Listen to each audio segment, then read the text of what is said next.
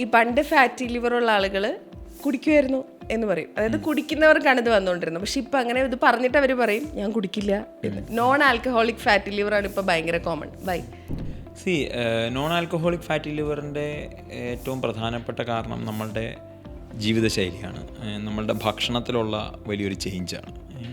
ഇപ്പോൾ നമ്മൾ 3 നേരവും അരിയാഹാരം കഴിക്കാൻ ഇഷ്ടപ്പെടുന്ന, അല്ലെങ്കിൽ അത് മാത്രം കഴിച്ചുകൊണ്ടിരിക്കുന്ന ഒരു ഭക്ഷണ കൾച്ചർ, ഫുഡ് കൾച്ചർ നമുക്കുണ്ട്. അതിനുശേഷമുള്ള ഒഴിവ് സമയങ്ങളിലെല്ലാം നമ്മൾ കഴിക്കുന്നത് ഓയിലി ആയിട്ടുള്ള സ്നാക്കുകളാണ്.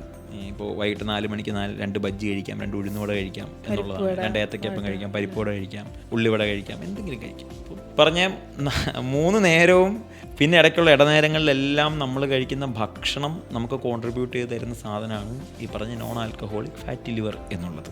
അപ്പോൾ എന്തുകൊണ്ടാണ് എന്ന് ചോദിച്ചാൽ നമ്മുടെ പ്ലേറ്റാണ് കാരണം, നമ്മളുടെ ജീവിതശൈലിയാണ് കാരണം. അറിഞ്ഞോ അറിയാതെയോ നമ്മൾ എക്സസൈസ് ചെയ്യാറില്ല. അപ്പോൾ എക്സസൈസ് ഇല്ലാത്ത വേണ്ടാത്ത ഭക്ഷണം കഴിച്ചുകൊണ്ടിരിക്കുന്ന നമുക്ക് ഫാറ്റി ലിവർ വരണം എന്നുണ്ടെങ്കിൽ മദ്യപിക്കണം നിർബന്ധമില്ല.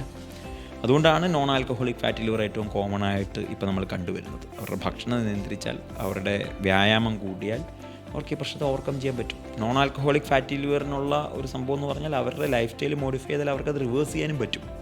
അതാണ് ഒരു പ്രധാനപ്പെട്ട കാര്യം. പക്ഷെ അത് കറക്റ്റ് സമയത്ത് ഡയഗ്നോസ് ചെയ്യുക എന്നുള്ളതാണ്. ആ ഡയഗ്നോസ് ചെയ്തതിന് ശേഷം സ്കാൻ ചെയ്ത് അതിൻ്റെ കണ്ടീഷൻ അറിഞ്ഞാൽ അത് കറക്റ്റായിട്ട് റിവേഴ്സ് ചെയ്യുക എന്നുള്ളത്. മദ്യത്തിനേക്കാൾ പ്രശ്നക്കാരായിട്ടുള്ള ഭക്ഷണ സാധനങ്ങളുണ്ട്. തീർച്ചയായിട്ടും ഉണ്ടല്ലോ. മദ്യത്തിനേക്കാളും പലപ്പോഴും പ്രശ്നക്കാരാണ് നമ്മളുടെ തെറ്റായ ഭക്ഷണ രീതി. അല്ലെങ്കിൽ മദ്യത്തോളം പ്രശ്നക്കാരനാണ് ഇപ്പം നാളെ ഇത് പറഞ്ഞാൽ നമ്മൾ എല്ലാവരും മദ്യപിക്കാൻ ആരംഭിക്കുന്ന പോലെ ആയിപ്പോൾ അങ്ങനെയല്ല. പക്ഷേ